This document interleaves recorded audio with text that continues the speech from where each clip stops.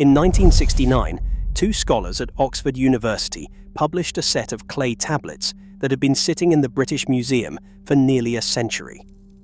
W.G. Lambert and A.R. Millard had spent years translating the Akkadian cuneiform pressed into those three broken slabs of baked earth. What they found was a complete narrative. Not a hymn, not a prayer fragment. A sequential story that began before humanity existed and explained, line by line, exactly how and why human beings were made. The text names the God who created us. It is not the God the Sumerians built their temples to. It is not the God they feared, obeyed, and organized their entire civilization around. The God who made humanity and the God humanity was told to worship are two different beings. The tablets explain why. And that explanation changes how we understand the oldest religion ever recorded. The tablets are known as the Atrahasis. Three of them, catalogued as BM 78941, 78942, and 78943. They sit today in climate-controlled storage at the British Museum in London. The oldest copies date to roughly 1700 BCE, but the tradition behind them stretches further back, deep into the 3rd millennium, before the Common Era. Lambert and Millard published the critical edition through Oxford University Press. Stephanie Daly of Oxford later produced widely used translations in her volume Myths from Mesopotamia. These are not obscure artifacts. They are among the most studied cuneiform texts in the world. University courses assign them. Peer-reviewed journals continue to publish new analyses of their grammar and vocabulary. The tablets are real, the translations are public, and the story they tell has been available for over 50 years. The Atrahasis opens before Earth has a single human being on it. The gods already exist. They have a civilization of their own, but it is divided into ranks. The senior gods, called the Anunnaki, hold authority. They are the ruling class of the divine assembly. Below them are the Igigi, the junior gods, the labor force. The Igigi dig the canals. They dredge the riverbeds. They maintain the irrigation channels that keep the cosmos functioning. The text gives a specific duration for this arrangement, 3,600 years. For 3,600 years, the Igigi performed back-breaking labor under the authority of the Anunnaki, and then they broke. The tablet describes what happened next in language that reads like an account of organized rebellion. The Igigi burned their tools. They gathered in the night. They surrounded the dwelling of the chief god. They refused to work. This was not a metaphor for natural forces. The cuneiform describes a labor strike with specific actions, collective decisions, and a confrontation with authority. The god whose dwelling they surrounded was Enlil. He was the supreme executive of the divine assembly. He held the tablet of destinies. He was the one who had assigned the labor in the first place. And now his workforce had mutinied. Enlil was alarmed.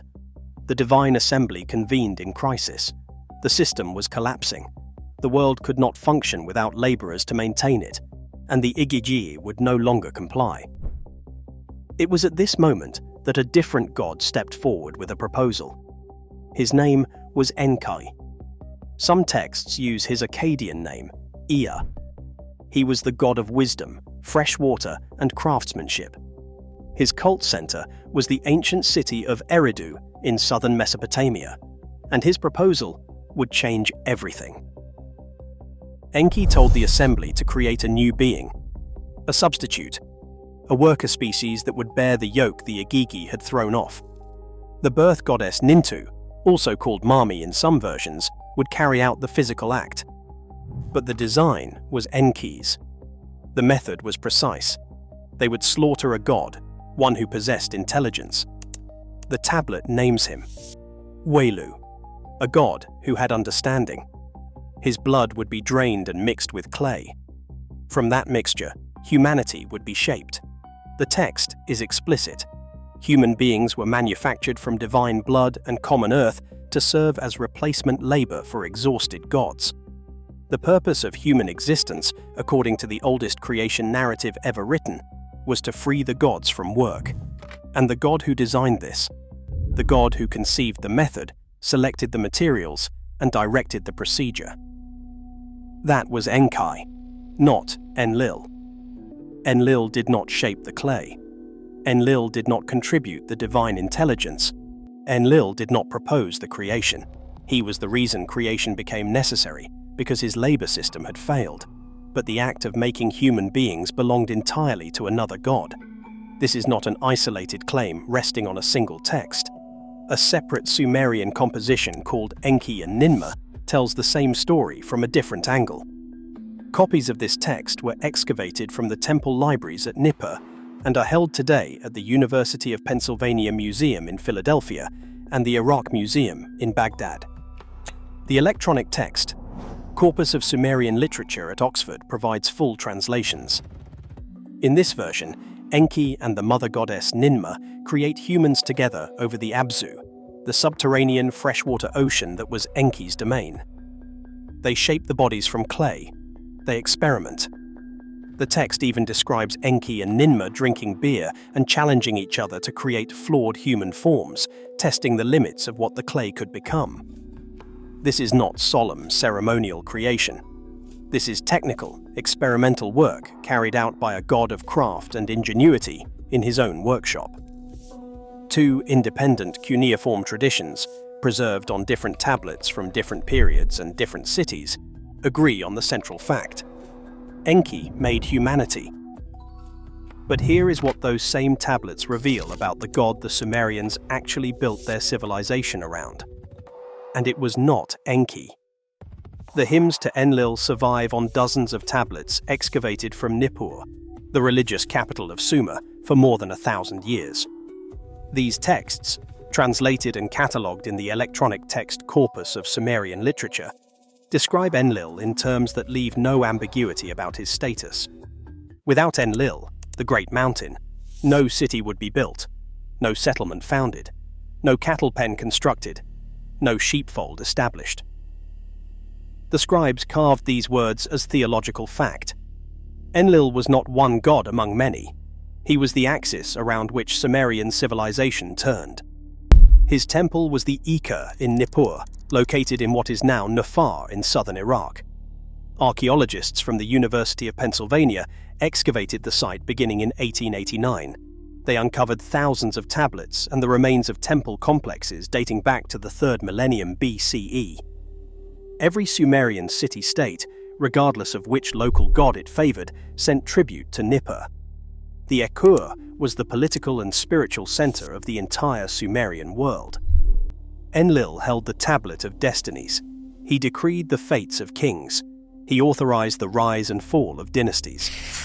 The Sumerian king list, one of the most important historical documents from ancient Mesopotamia, frames political legitimacy as flowing from Enlil's approval. If Enlil favored your city, you ruled.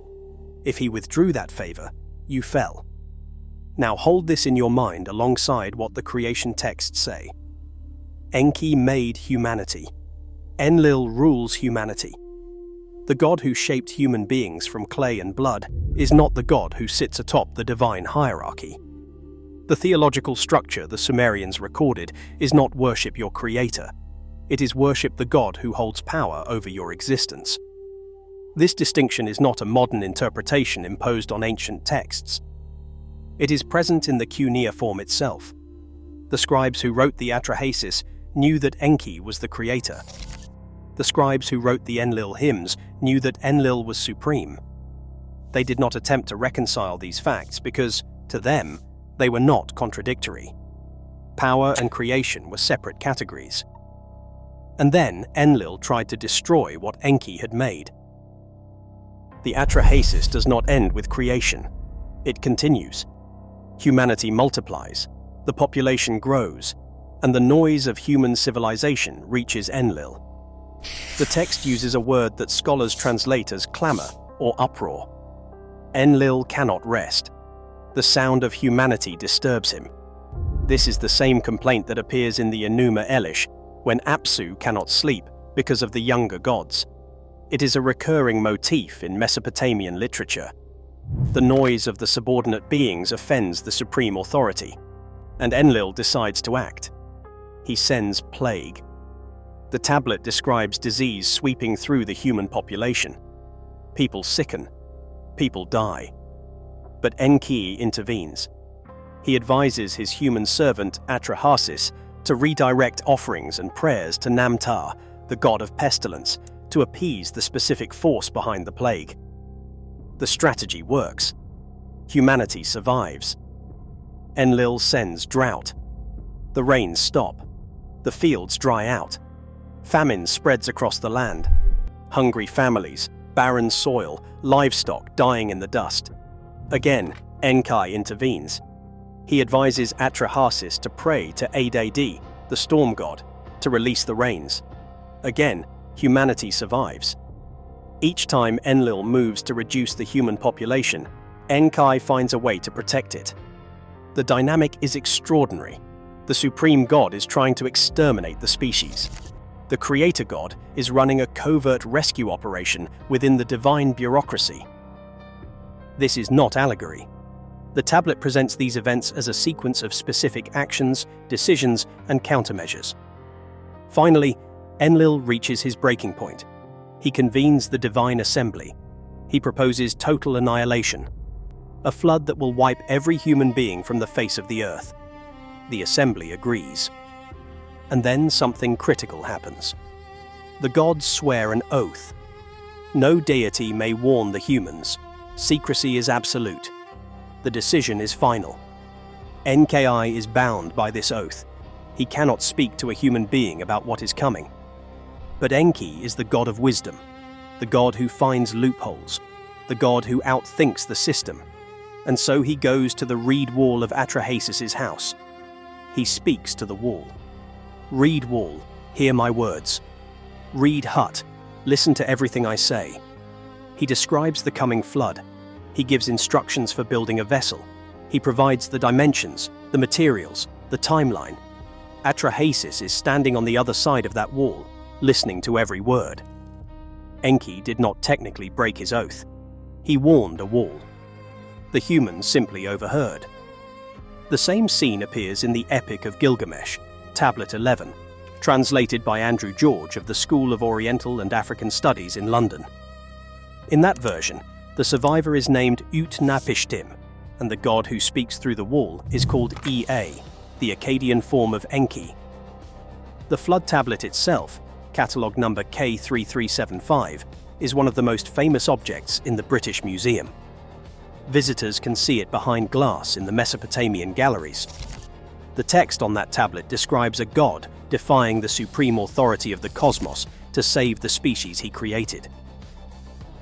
After the floodwaters recede, after the vessel rests on solid ground, after the survivors make offerings and the gods gather like flies over the sacrifice because they have been starved of human worship during the deluge, Enlil arrives. He sees that humans have survived. The text says he is filled with fury. He demands to know how this happened. The oath was binding. No one was supposed to survive. And then Ea stands before him. The creator god faces the supreme god in front of the entire divine assembly and rebukes him. The god of wisdom publicly challenges the god of power. Ea tells Enlil that his punishment was disproportionate, that the innocent were destroyed alongside the guilty, that there were other ways to control humanity without annihilation. This scene, preserved in Akkadian cuneiform on a tablet carved over 2,600 years ago, shows us the creator of humanity publicly defending his creation against the god who tried to erase it. The Sumerians knew this story. They carved it, they preserved it, they recited it, and they still built their temples to Enlil. The question of why has occupied scholars for generations. Thorkild Jacobson of Harvard University addressed it directly in his landmark study, The Treasures of Darkness, published by Yale University Press in 1976. Jacobson mapped the evolution of Mesopotamian religion across 3,000 years and concluded that worship in Sumer was not organized around gratitude. It was organized around power. You did not worship the god who loved you. You worshipped the god who could destroy you. Enlil controlled storms, floods, and the destinies of cities. His wrath was not theoretical. The Sumerians believed it was historical.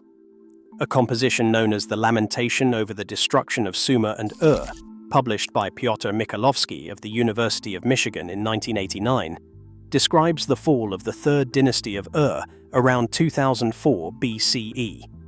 The text attributes the destruction of Ur, one of the greatest cities of the ancient world, directly to Enlil's decision. Enlil turned his face away from the city. The storms came. The walls fell. The population scattered. This was not mythology to the people who wrote it. This was recent history explained through theology. Enlil had destroyed their civilization.